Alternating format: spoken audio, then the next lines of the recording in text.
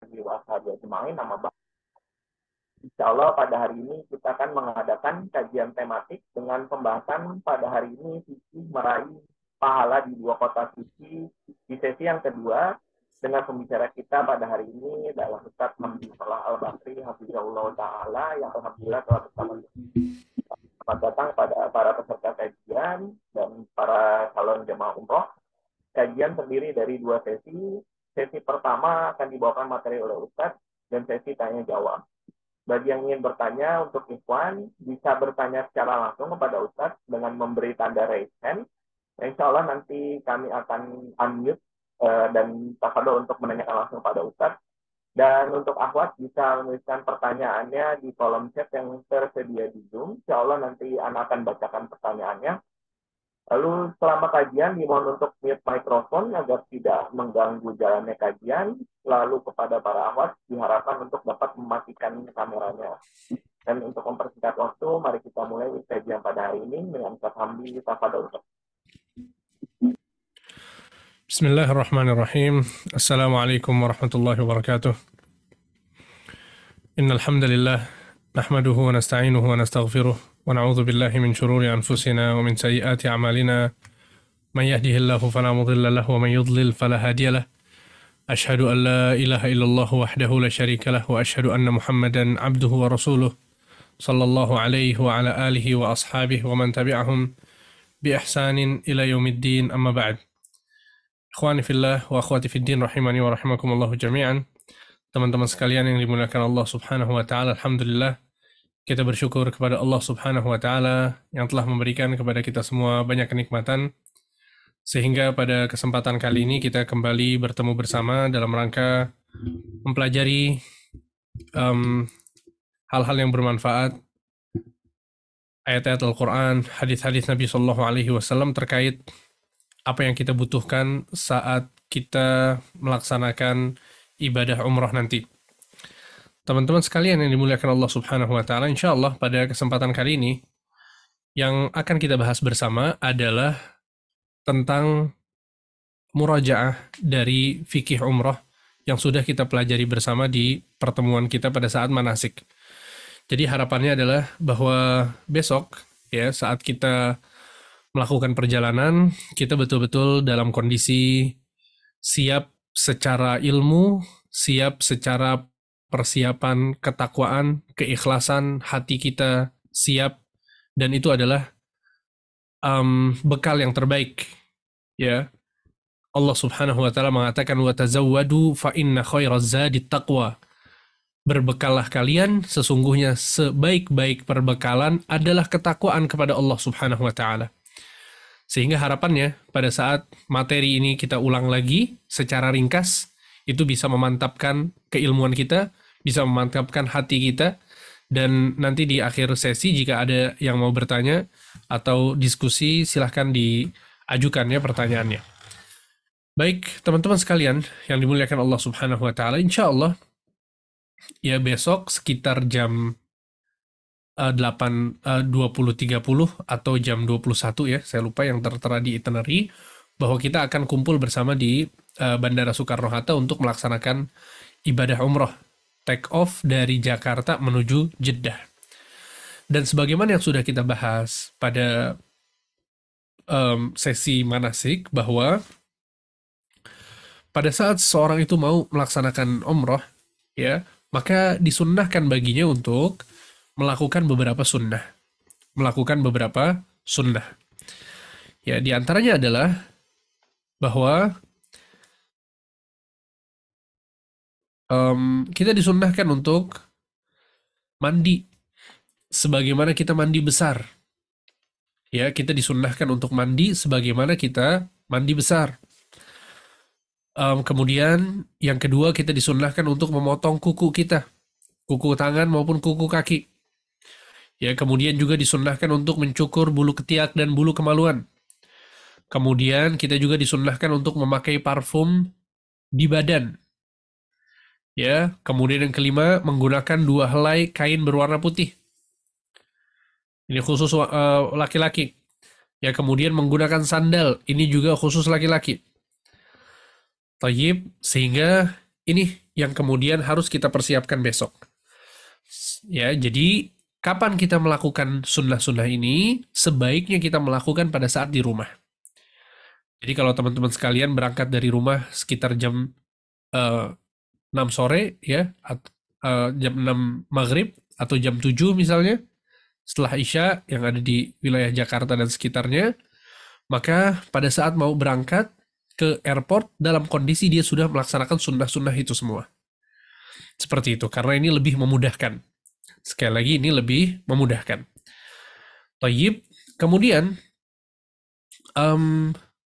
sebagaimana yang sudah kita ingatkan juga bahwa boleh kita menggunakan kain ihram dari rumah, boleh juga kita menggunakannya saat kita transit nanti di Abu Dhabi.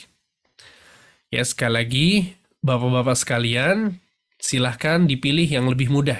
Silahkan dipilih yang lebih nyaman. Ya, dan sebagaimana yang saya sampaikan bahwa saya pribadi, insya Allah akan mengganti ihram pada saat di Abu Dhabi nanti. Saya pribadi akan mengganti ya pakaian saya dengan kain ihram pada saat saya di Abu Dhabi nanti. Kalau ada yang mau sama seperti saya boleh. Kalau ada yang mau dari Indonesia dia sudah memakai ihram juga boleh, nggak masalah. Ya, dua-duanya nggak masalah. Sehingga ini hal yang penting untuk kita perhatikan pada saat kita mempersiapkan sebelum kita take off besok. Ya. Kemudian, kalau bapak-bapak sekalian mau pakai sepatu, boleh. Pada saat di Indonesia masih pakai sepatu, masih pakai kaos kaki, nggak masalah. Nanti sandalnya ditaruh di tas kabin. Sandalnya ditaruh di tas kabin yang masuk ke dalam pesawat bersama kita.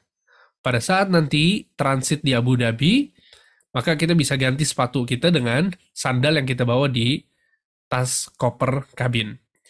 Ya, dan juga jangan lupa bahwa kain ihramnya itu diletakkan di koper kabin juga yang kita bawa pada saat kita masuk ke dalam pesawat. Ya, ini jangan sampai lupa nih bapak-bapak sekalian. Ya, dan juga kalau ada istrinya yang hadir juga diingatkan agar kain ihramnya diletakkan di mana? Di koper kabin. Thayyib. Kemudian jangan lupa ya pada saat kita pergi besok, niatkan di dalam hati bahwa langkah-langkah kita ya itu semuanya terhitung pahala. Karena ini bukan safar sembarang safar, kita bukan cuma sekedar jalan-jalan, bukan cuma sekedar healing, keluar negeri, enggak. Kita mau beribadah kepada Allah Subhanahu wa Ta'ala. Kita mau doa-doa kita dikabulkan oleh Allah Subhanahu wa Ta'ala. Kita punya banyak harapan. Kita punya banyak cita-cita.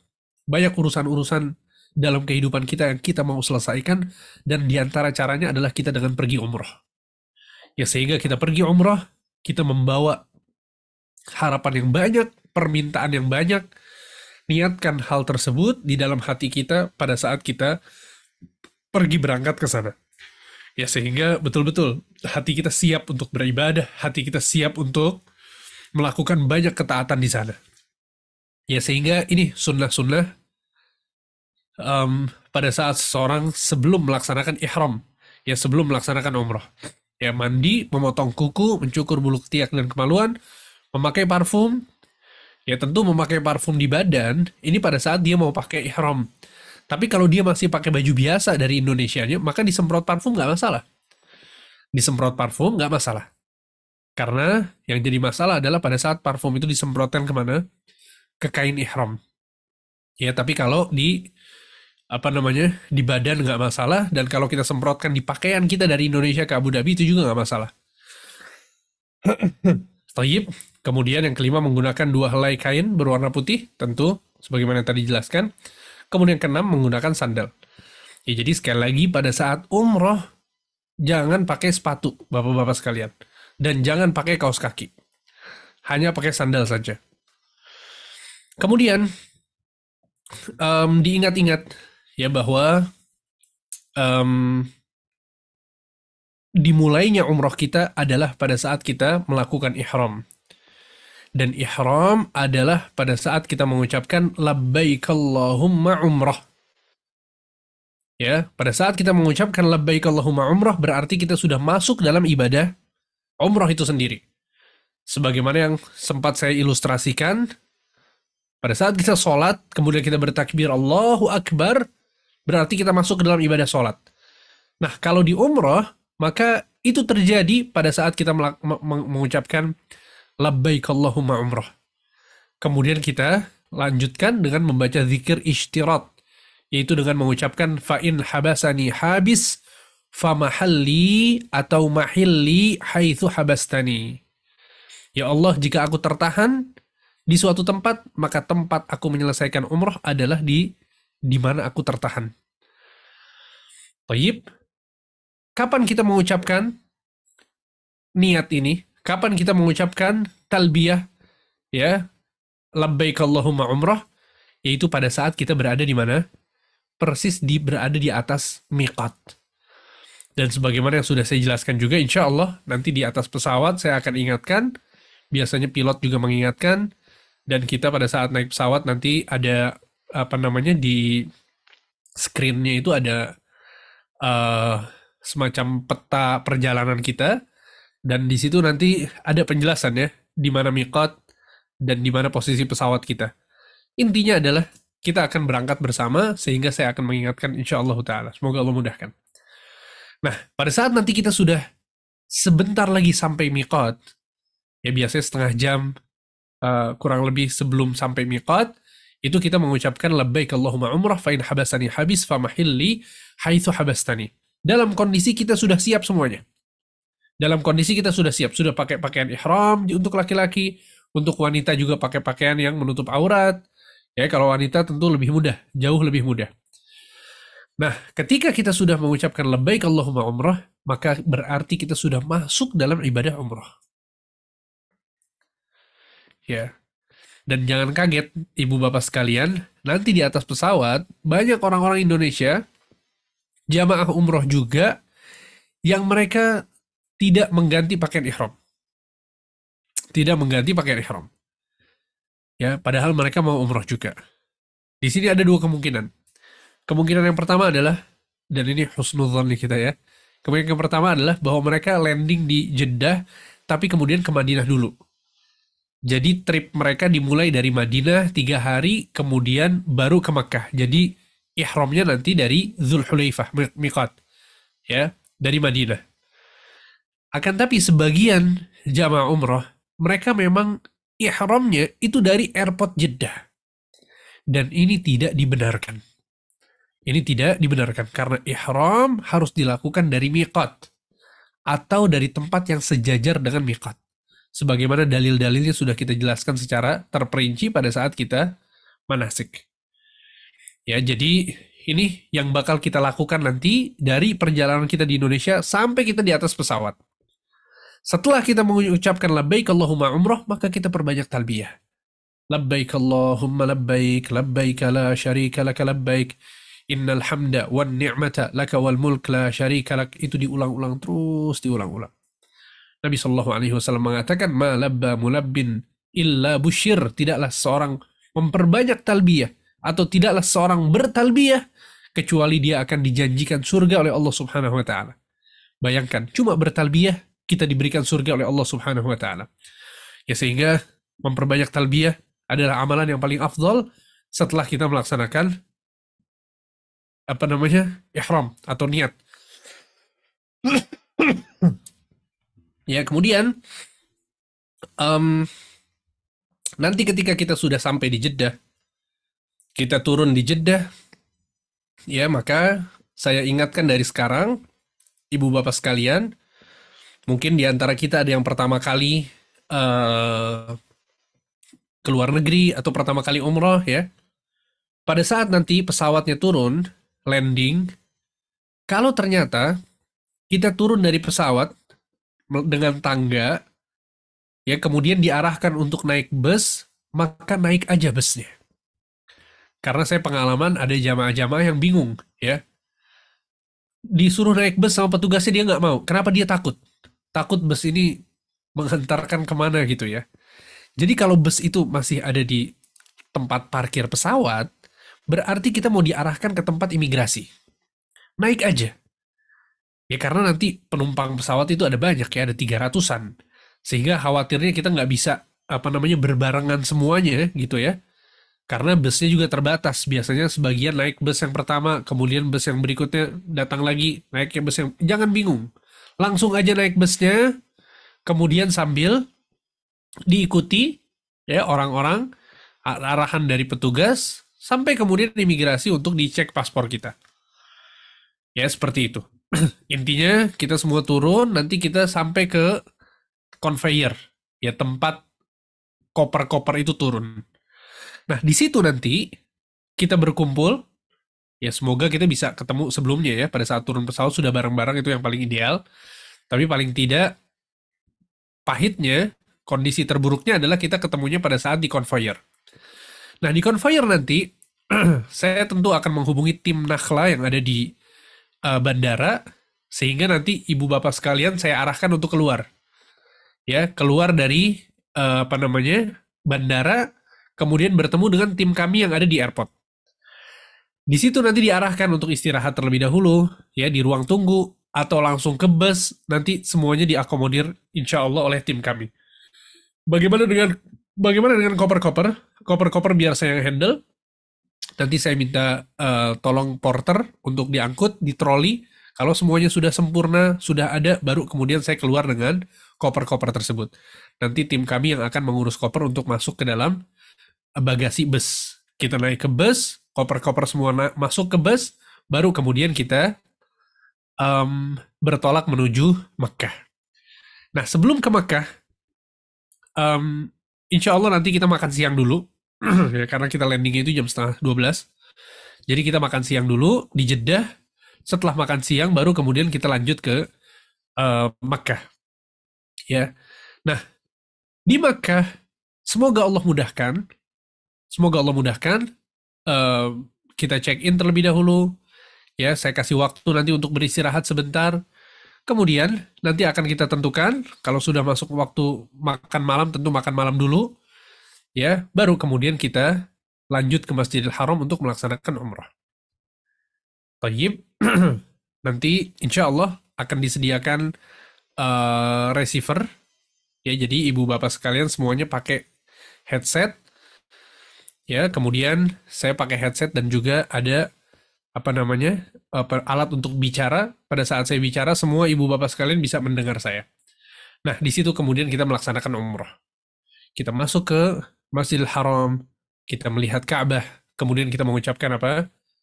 Allahumma antas salam wa minkas salam fahayyina rabbana bisalam. Ya, resapi dalam hati kita bahwa ini adalah ibadah yang agung. Ini adalah tempat yang Allah Subhanahu wa taala memanggil seluruh orang-orang yang beriman. Sampai-sampai panggilan itu bergejolak dalam hati kita. Sehingga tidaklah ada orang yang beriman yang menyembah Allah Subhanahu wa taala, pasti dia kangen untuk pergi ke Ka'bah. Subhanallah, ini dirasakan oleh setiap muslim dan muslimah. Semakin seseorang taat kepada Allah, semakin dia kangen kepada Masjidil Haram dan Ka'bah. Maka resapi, nikmati perasaan tersebut. Dan maksimalkan perasaan tersebut untuk beribadah kepada Allah Subhanahu wa taala. Karena seorang hamba untuk mendapatkan rasa khusyuk hatinya, tunduk kepada Allah, itu nggak mudah. Tapi subhanallah, pada saat pergi umrah, seringkali ini bisa dilakukan dengan mudah. Maka dari itu nikmati betul keadaan kita pada saat kita sampai di Ka'bah nanti. Ketika kita sudah membaca doa, melihat Ka'bah, maka kita memulai tawaf. Untuk laki-laki yang memakai ihram, bagian lengan kanannya dibuka. Ya, bagian lengan kanannya dibuka. Kemudian kita memulai tawaf, start dari Hajar Aswad. Pada saat kita tidak bisa menyentuh Hajar Aswad, maka kita memberikan isyarat kepada tangan kita, menghadap ke Hajar Aswad sambil kita mengucapkan Bismillah Allahu Akbar. Bismillah Allahu Akbar. Kemudian kita berjalan mengitari Ka'bah. Tidak ada bacaan khusus. Silahkan berdoa yang banyak, silahkan berzikir. Kalau mau membaca Al-Quran juga boleh. Sampaikan kepada Allah Subhanahu wa taala seluruh keinginan kita, seluruh hajat-hajat kita. Kalau ibu bapak sekalian mau membuat list untuk berdoa, dipersilahkan. Malam ini sebelum tidur, kalau biasa kita ngecek handphone, punya kebiasaan ngelihat WhatsApp sebelum tidur, maka malam ini kalau masih pegang handphone, buka notes, kemudian tulis apa saja yang menjadi cita-cita dan harapan kita yang kita ingin panjatkan kepada Allah Subhanahu wa taala pada saat kita di Makkah nanti. Gak masalah, tulis. Kita mau keluarga kita baik. Kita mau mendapatkan kesehatan. Kita mau dimudahkan selalu untuk berjalan di atas hidayah. Kita mau selalu terhindarkan dari dosa-dosa dan maksiat. Kita mau mendapatkan pendapatan yang halal, yang thayyib, yang berkah. Itu tulis semuanya. Nggak masalah. Pada saat di Ka'bah nanti, lihat contekan doa. Apa saja yang perlu kita doakan, panjatkan kepada Allah, kita baca, nggak masalah. Kemudian kita kantongin lagi handphonenya, kita berdoa lagi. Terus manfaatkan betul momentum kita di sana untuk berdoa sebagaimana yang sudah kita bahas di sesi yang pertama ya. Pada saat sampai di rukun Yamani, kita membaca Rabbana atina fid dunya hasanah wa fil akhirati hasanah wa qina adzabannar. Kita baca ini berulang-ulang. Dari rukun Yamani sampai ke Hajar Aswad. Dari rukun Yamani sampai ke Hajar Aswad, terus kita mengulangi Rabbana atina fid dunya hasanah wa fil akhirati hasanah wa qina adzabannar. Kalau sudah sampai Hajar Aswad, maka berarti satu putaran sudah selesai. Satu putaran sudah selesai. Sekarang kita masuk ke putaran yang kedua. Apa yang harus kita lakukan? Yang kita lakukan adalah sama persis dengan apa yang kita lakukan di putaran yang pertama. Bedanya hanya apa yang kita ucapkan. Kalau yang pertama Bismillah Allahu Akbar, kalau yang kedua Allahu Akbar. Kasih isyarat ke Hajar Aswad, ucapkan Allahu Akbar, kemudian mulai tawaf yang kedua. Sama persis. Berbanyak doa, zikir, baca Al-Quran, sampai di rukun Yamani dan ke Hajar Aswad, kita baca Rabbana atina fid dunya hasanah, fil akhirati hasanah, wa qina adzabannar. Ya, sehingga itu yang kita lakukan di putaran kedua. Di putaran ketiga juga sama, keempat juga sama, kelima juga sama, keenam juga sama, dan ketujuh juga sama. Setelah selesai yang ketujuh, sampai di Hajar Aswad, kita nggak perlu lagi memberikan isyarat. Selesai sudah, sekarang kita menuju ke tempat yang kosong untuk sholat di belakang Maqam Ibrahim. Sebagaimana yang saya jelaskan, untuk sholat persis di belakang Maqam Ibrahim itu sulit. Nanti kita bakal cari space yang agak kosong, yang agak longgar, yang memudahkan kita untuk sholat di sana. Kita ke belakang Maqam Ibrahim, kemudian kita sholat 2 rakaat. 2 rakaat ini adalah 2 rakaat yang ringan. Jadi jangan lama-lama sholatnya. Nabi SAW menganjurkan kita untuk membaca Al-Fatihah dan Al-Kafirun di rakaat yang pertama. Adapun di rakaat kedua, kita baca Al-Fatihah dan Qul huwallahu ahad. Selesai sholat di belakang Maqam Ibrahim, kemudian kita menuju tempat minum air Zam-Zam. Ada persis di belakang tempat kita sholat. Banyak galon-galon besar, ada gelas-gelasnya, kita ambil nanti air Zam-Zam, kemudian kita minum di sana. Kita minum sedikit saja, walaupun sunnahnya adalah banyak. Kenapa demikian? Karena khawatir kalau kita banyak minum, nanti kita mau ke kamar mandi.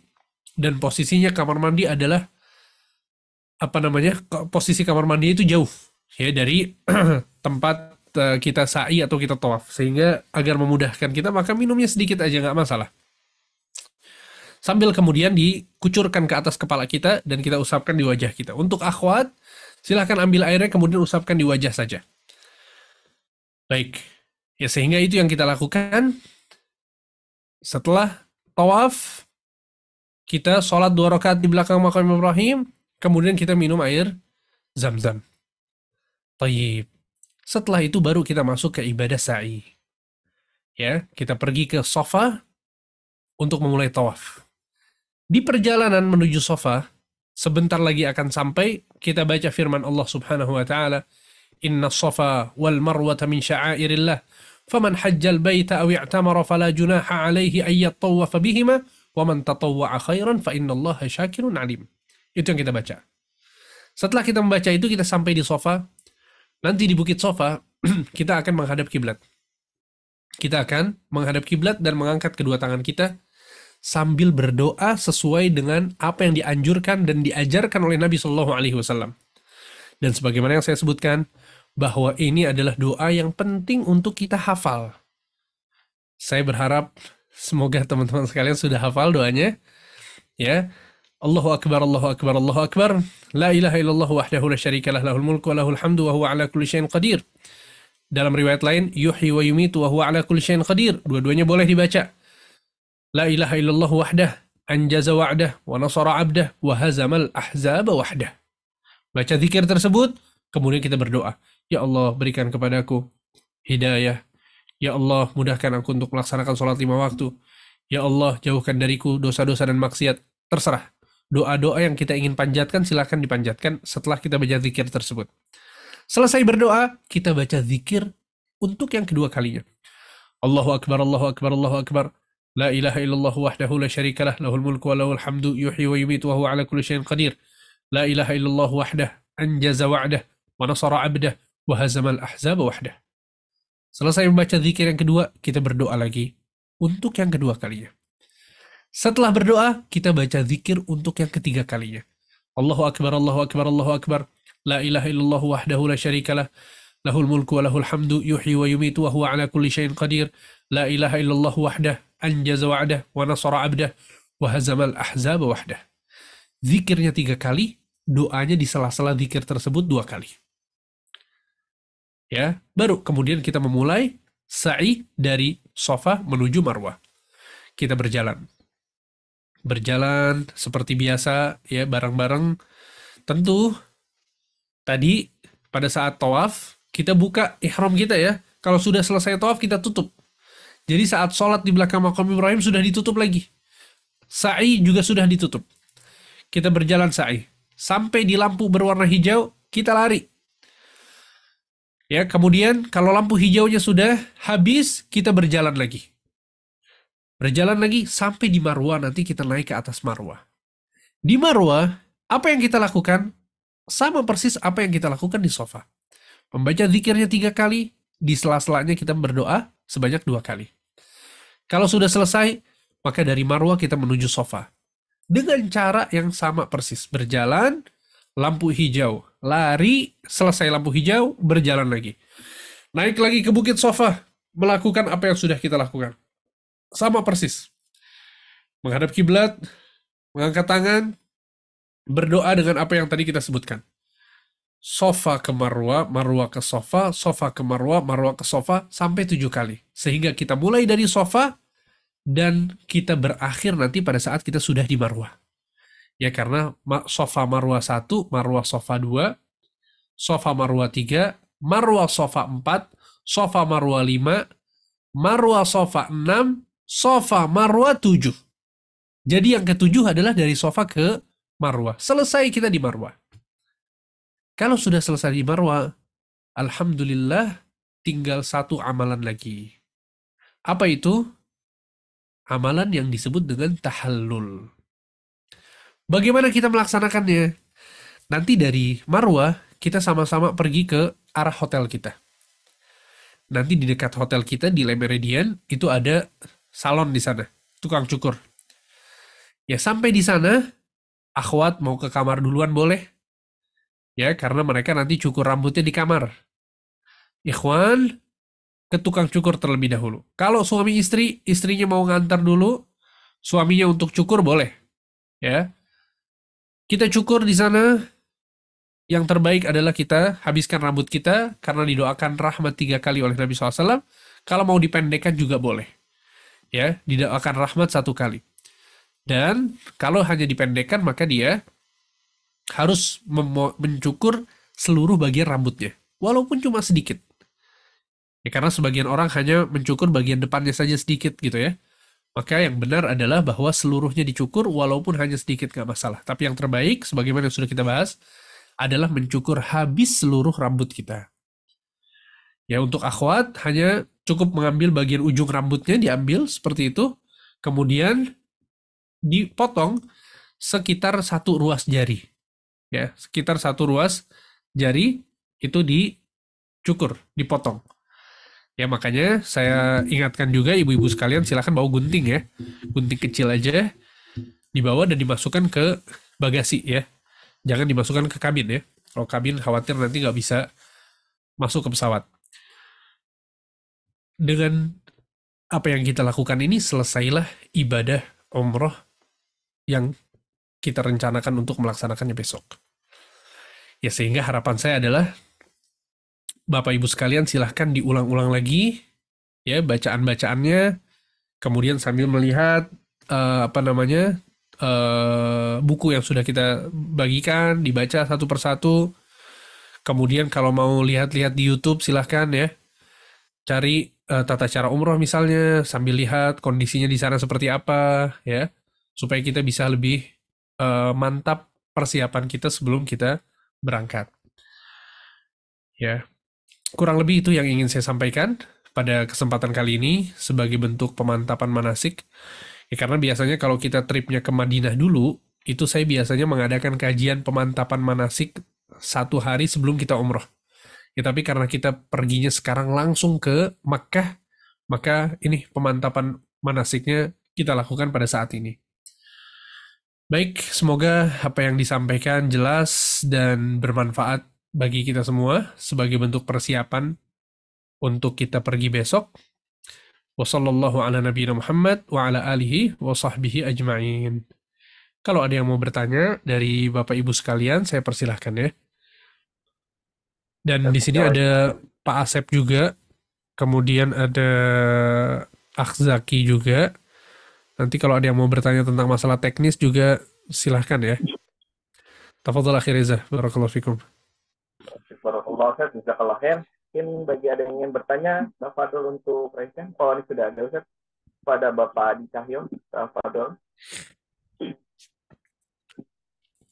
Assalamualaikum Ustadz dan tim Nafla, syukur. Waalaikumsalam warahmatullahi wabarakatuh. Kesempatannya, Afan mau bertanya soal saat berdoa di Safa dan Marwah itu ada waktunya, maksudnya kita harus mulai dan berhenti sama-sama atau masing-masing aja Ustadz, ketemunya baru di akhir di Marwah yang ke-7 gitu, atau kita memang harus sama-sama terus gitu Ustadz, karena kan kadang mungkin ada doa yang lama, ada yang doa yang pendek gitu. Mohon ininya Ustadz penjelasannya. Baik. Syukron. Untuk di Safa Marwah, kita nanti bakal bareng-bareng, Pak. Semuanya bareng-bareng. Dan pengalaman saya, 2 atau 3 kali umroh terakhir ini, di tahun ini, kita memang nggak bisa lama-lama pada saat kita berdoa di sana. Dulu ya, sebelum COVID, itu kita subhanallah, tempatnya agak luas, kemudian masih lowong untuk berdoa. Ya subhanallah, saat ini itu banyak beberapa polisi gitu ya, security yang mereka berusaha untuk menggerakkan kita pada saat kita berdoa kalau doanya itu kelamaan. Ya jadi nanti doanya nggak akan lama-lama, Tayyib, sehingga kita menyesuaikan saja. Ya kurang lebih mungkin sekitar 3 menit atau 4 menit gitu ya. Dan kita lihat kondisinya di sana nanti. Ya karena pengalaman saya terakhir saya berangkat 27 Desember bulan lalu itu kondisinya seperti itu. Jadi kita nggak bisa berdiri lama-lama. Karena memang jamaah umroh yang padat dan di antara manajemen crowd yang diberlakukan di Saudi Arabia, khususnya di Mekah dan di Madinah adalah pada saat ramai itu nggak boleh ada yang berhenti. Ya karena pada saat orang semuanya pada jalan dan ada yang berhenti itu bisa berbahaya. Ya bisa saling tabrak kemudian bisa jatuh. Maka maksudnya adalah kita lihat kondisinya di sana nanti dan biasanya waktunya sekitaran 3-4 menit saja ya untuk berdiri dan berdoa. Ya, jadi saya harap ibu bapak sekalian bukan dari sekarang ya, harusnya sudah hafal, tapi kalau kemudian belum hafal, nggak apa-apa. Dari sekarang coba dibaca lagi. Karena doa-doa yang lain itu sangat simpel dan mudah. Ya, 1 kali doa selesai. Tapi kalau Safa Marwah ini, bayangkan, 1 kali kita berdiri, kita baca zikirnya 3 kali. 3 kali 7, 21 kali. 21 kali kita akan membaca zikir yang sama. Betapa memudahkan kita kalau kita menghafal. Kalau kita sudah hafal. Tapi kalau kita belum hafal, nanti kita harus buka buku lagi gitu ya. Jadi nanti posisinya adalah kita berdiri, kemudian kita doa masing-masing, ya. Kemudian kita sekitar 3 menit, 4 menit, saya akan beri isyarat bahwa ayo kita jalan lagi, seperti itu. Kemudian kita berjalan. Ya, nanti di Marwah juga begitu. Kita berdoa beberapa menit, kemudian kalau sudah saya kira perlu harus berjalan, apalagi kalau sampai ada security yang menggerakkan kita, nanti akan saya kasih isyarat agar kita berjalan. Kurang lebih gambarnya seperti itu, Pak Adi ya. Syukron Ustaz, jazakallah khair. Barakallah. Wa iyyak, barakallahu fikum. Baik, Ustaz, jazakallah khair. Mungkin pertanyaan selanjutnya yang Anda bacakan kan. Assalamualaikum, Afwan, Anda mau titip bertanya.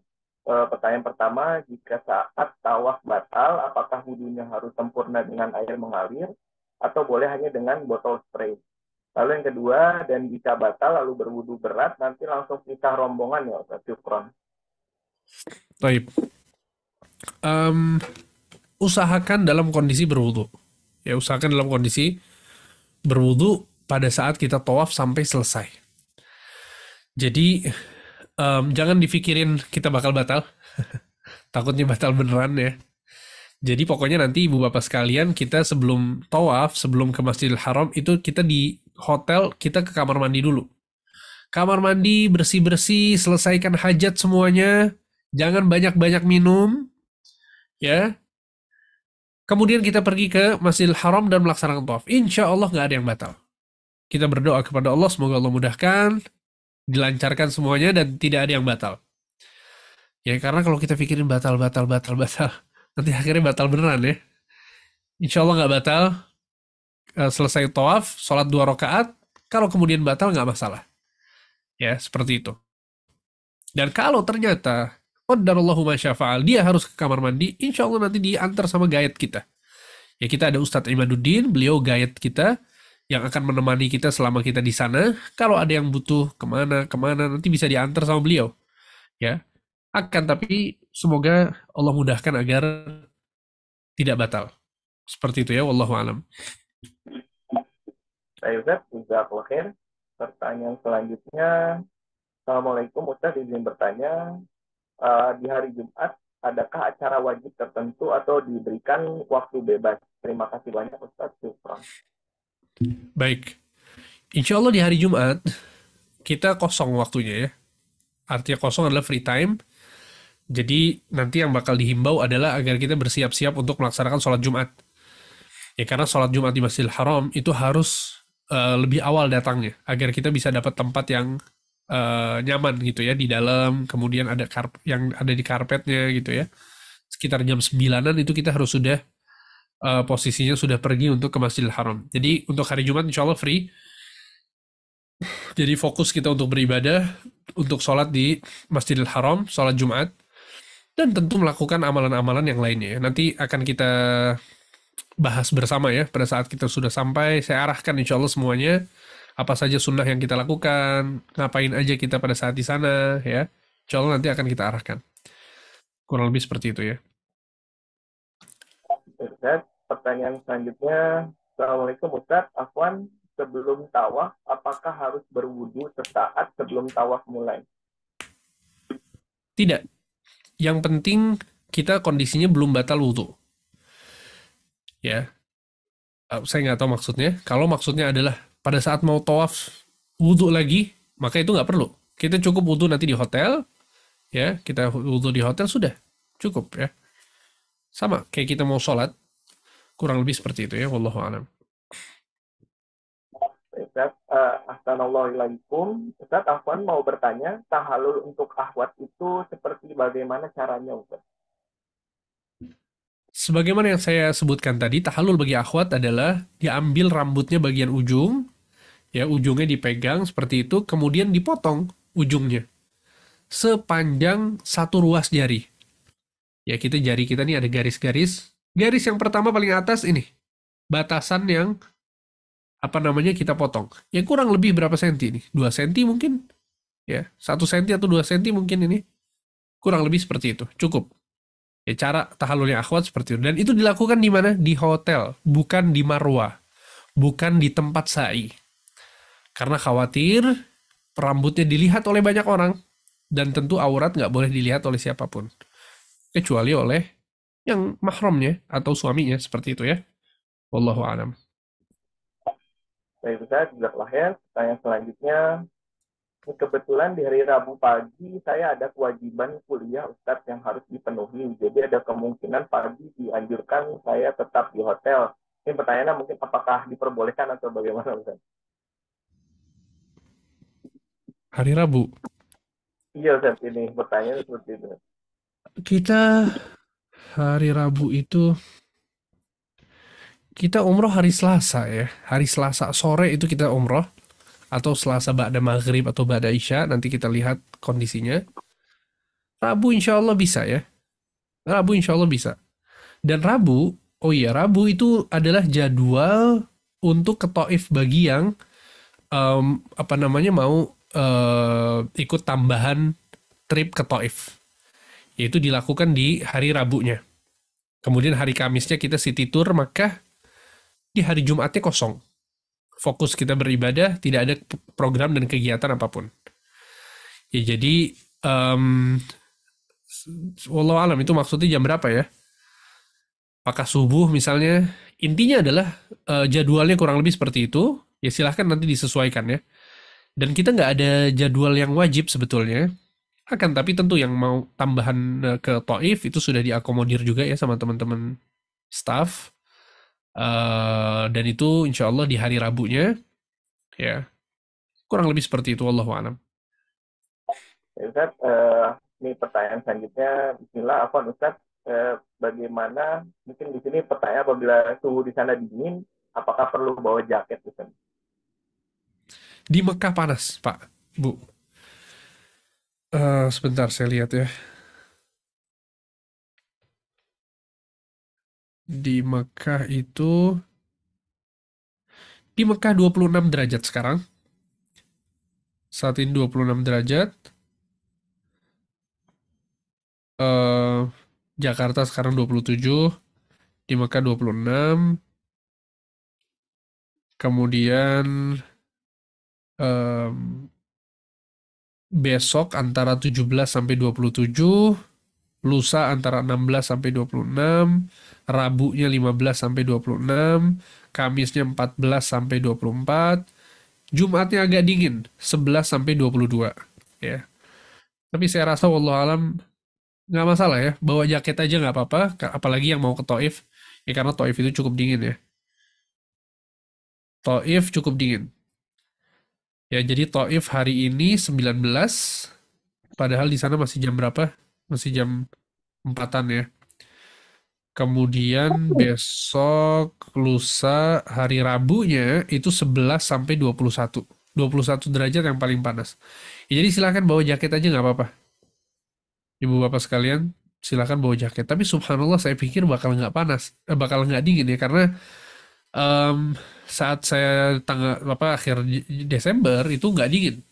Saya bawa jaket tapi nggak dipakai kecuali pada saat ke Taif aja.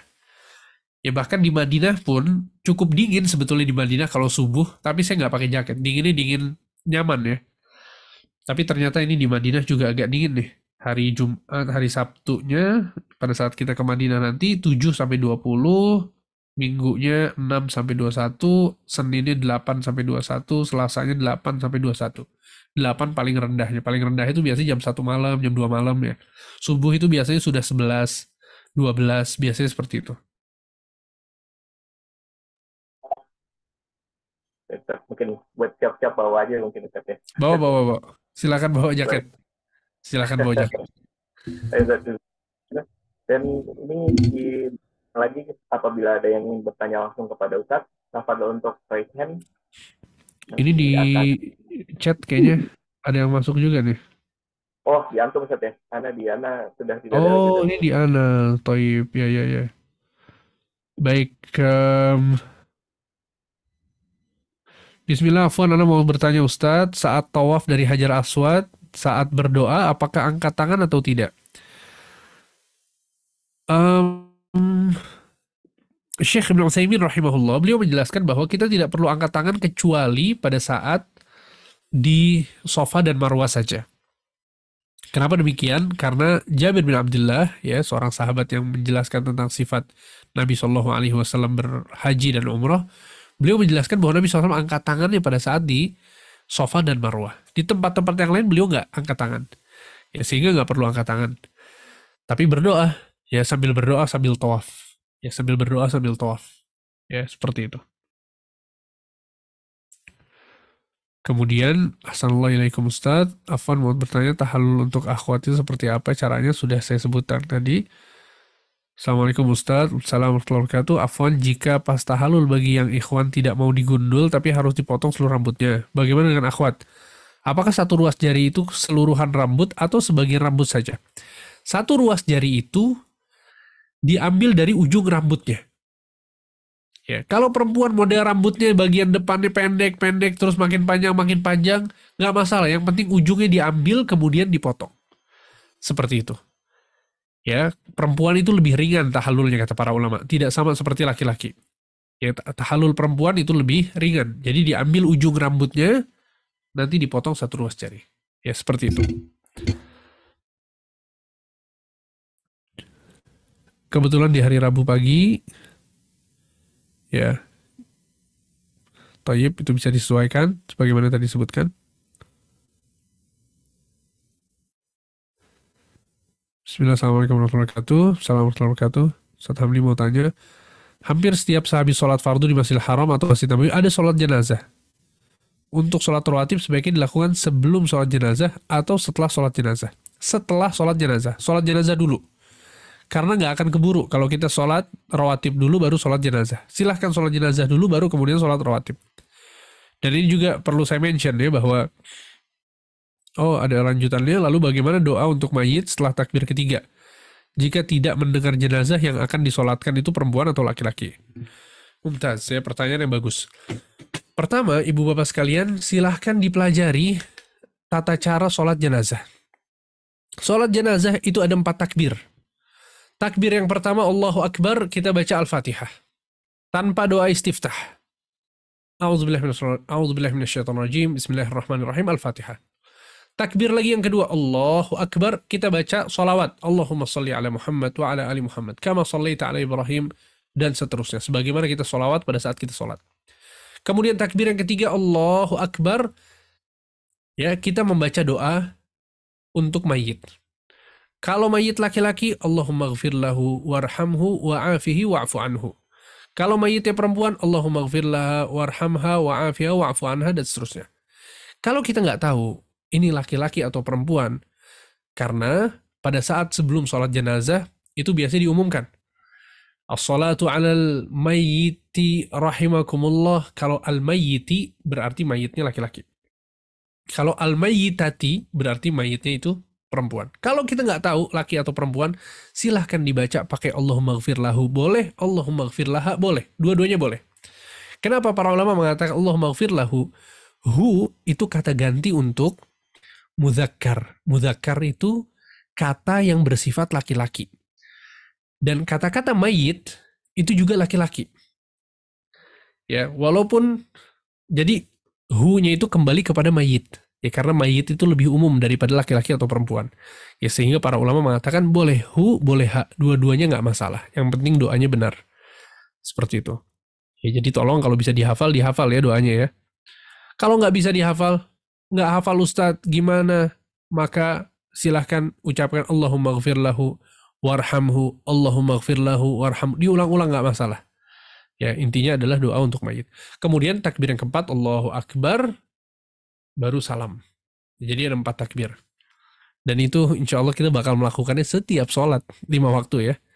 Jadi insya Allah bakal terbiasa nanti. Afwan Ustaz mau bertanya, bagaimana bila akhwat qadarullah masyafa'al besok masih dalam keadaan haid? Apa yang bisa dilakukan? Barakallahu fikum. Yang pertama adalah bahwa wanita yang haid dia tetap berihram, tetap melakukan ihram, dan tadi saya lupa menjelaskan juga tentang larangan-larangan ihram ya.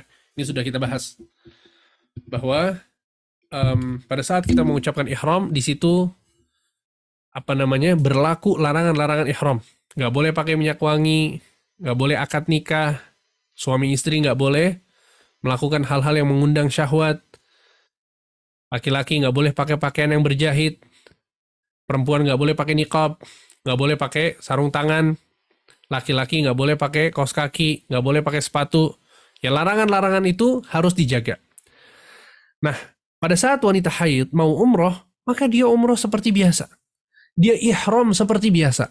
Akan tetapi, saat kondisi pada saat dia mau tawaf atau dia mau sa'i, ya, jadi dia nggak boleh melakukannya. Karena Nabi SAW melarang Aisyah untuk ikut dalam tawaf. Dan sa'i juga termasuk dari rangkaian ibadah yang harus dilakukan setelah tawaf.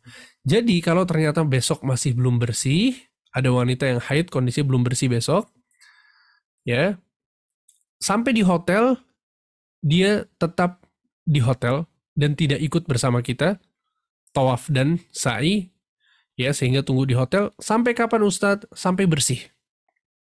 Kalau sudah bersih baru nanti melaksanakan umroh. Ya, kalau ada suaminya maka nanti silahkan ditemani oleh suaminya atau oleh keluarganya. Ya, pada saat dia mau melaksanakan tawaf dan sa'inya. Begitu juga tahallul tentunya. Jadi dari 4 langkah umroh dia hanya melakukan ihram saja. Berniat, kemudian nunggu sampai bersih. Kalau ternyata belum bersih juga sampai hari terakhir, padahal rombongan sudah mau pergi, maka Syekhul Islam Ibnu Taimiyah dan banyak ulama mengatakan yang harus dia lakukan adalah dia mandi, kemudian bersih-bersih, pakai pembalut, kemudian dia umroh dalam kondisi tersebut. Sampai selesai umrohnya, kemudian tahallul, alhamdulillah selesailah umrohnya. Ya, jadi jangan khawatir bahwa umrohnya akan tetap dilakukan. Kalau bisa bersih, tunggu sampai bersih kemudian umroh. Kalau tidak bersih juga, maka di hari terakhir silahkan umroh dalam kondisi sebagaimana yang tadi saya jelaskan. Ya, itu kurang lebih untuk wanita yang sedang haid. Kalau kemudian bisa minum obat ya atas anjuran dokter, maka dibolehkan. Ya, saya pernah bawa jamaah juga, kemudian salah satu dari jamaah konsul ke dokter, disarankan oleh dokter untuk minum obat, saya lupa minum obat atau suntik yang bisa mempercepat ya darah haidnya itu selesai. Ya, jadi diminum obatnya atau disuntik, kemudian sampai selesainya itu cepat. Boleh kalau mau konsultasi boleh, atau ternyata Ustadz saya cuma tinggal 2 hari lagi misalnya, nggak masalah, tunggu aja kalau tinggal 2 hari lagi.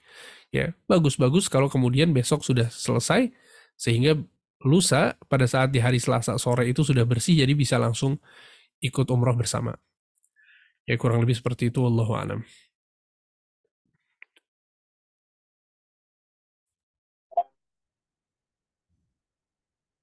Toib, syukron Ustadz, berarti diambil semua ujung rambutnya ya Ustadz untuk akhwat? Betul, diambil ujung rambutnya. Karena di umroh sebelumnya, sebelum saya mengenal sunnah, saya hanya disarankan untuk potong di ujung sebagian rambut saja beberapa helai. Betul. Ya, sebagian orang meyakini bahwa 3 helai cukup.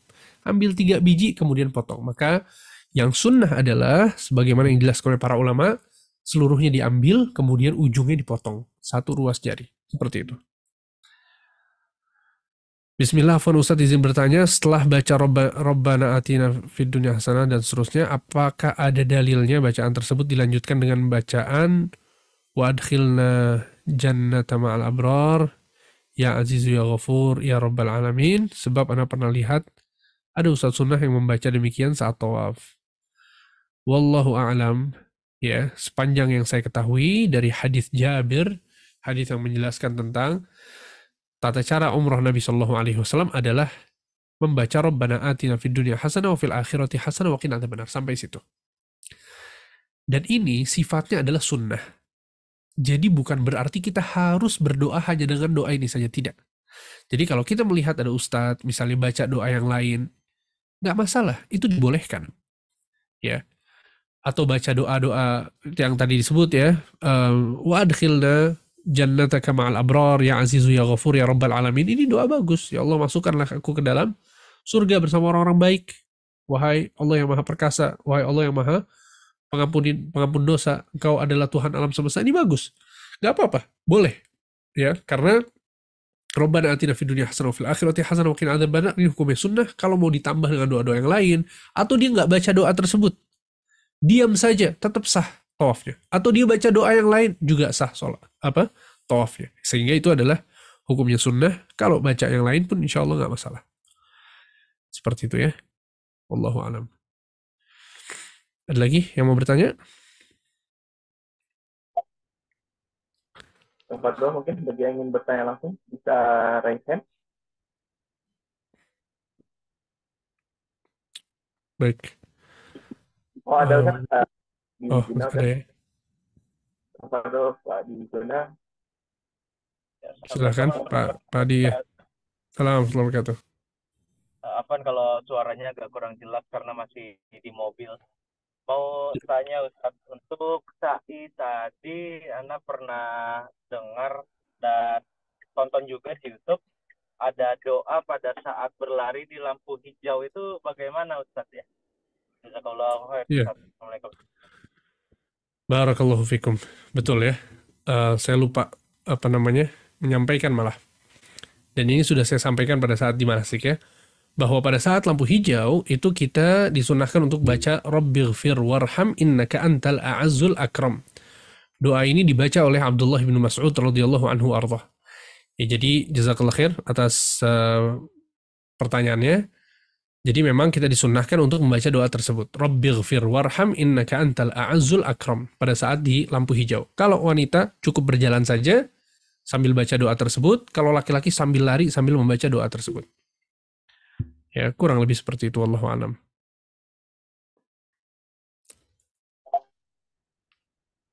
Baik, Fadlo, bagi yang ingin bertanya lagi, so bisa raise hand.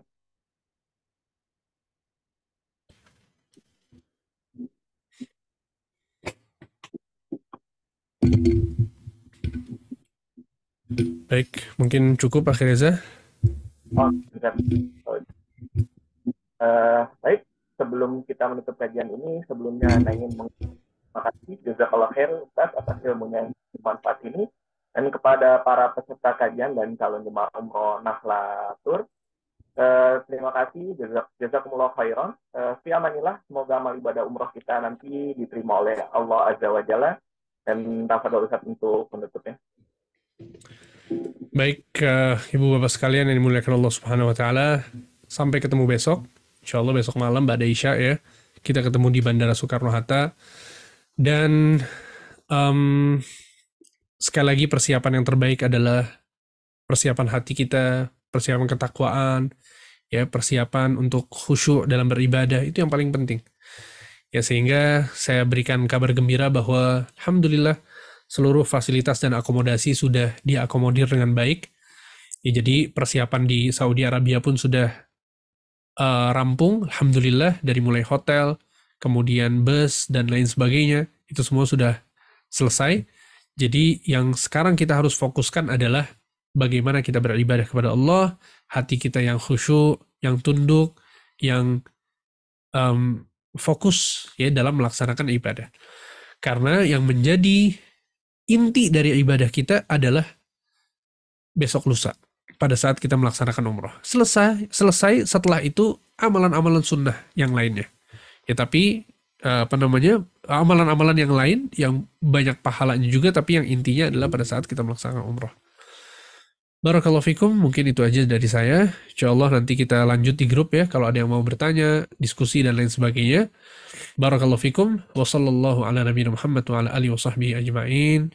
Wassalamualaikum warahmatullahi wabarakatuh. Dan terakhir kita tutup dengan doa kafaratul majlis. Subhanakallahumma bihamdika asyhadu an la ilaha illa anta astaghfiruka wa atubu ilaik.